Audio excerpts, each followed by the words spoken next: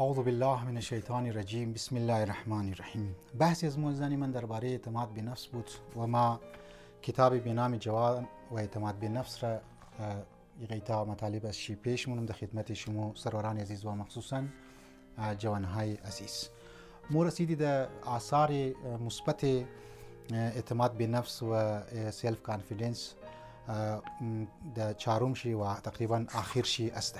آهسته آهسته موری این مطالب را که تمامیشی بود ما ریشم مختصر در خدمت شما مطالب بیان مونم.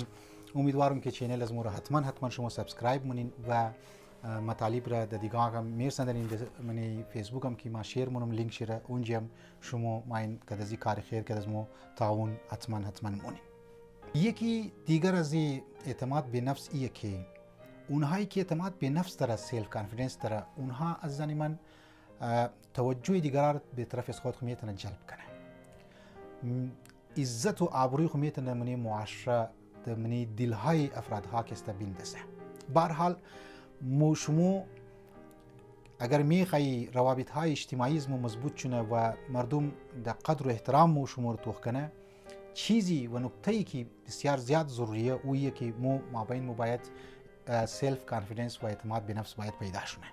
امام علی علیه السلام یک حدیث بسیار جانانه که است مگه الرجل حيث اختار لنفسه ان صانها ارتفعت و ان ابتذلها اتسعت.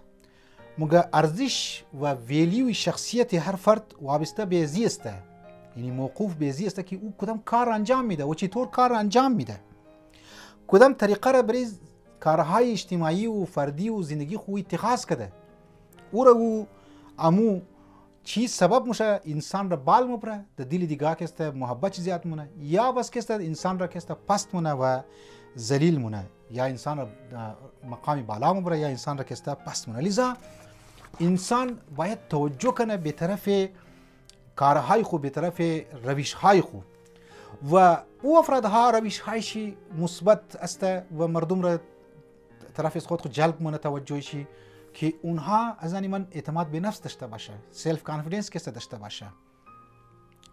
ما امیدوارم از من مختصر مطالبی که در خدمت شما دارم میگم ایرا حتما شما طرفش توجه مونین. و آخرین نکته‌ای که ما گفتم شاید چهارم نکته که است آخر باشه، نه لیکن یک نکته اساسی دیگه هم هست که ایرا خوانده باز مای نشانی های عدم اعتماد به نفس در خدمت شما میخوایم بیان کنم. اونایی که اعتماد به نفس ما بین چی نیست، اونها را چی نشانی‌ها داره و چی کوالیتیز داره اونها را میخوایم بیان کنم. البته کوالیتیز به عنوان منفی.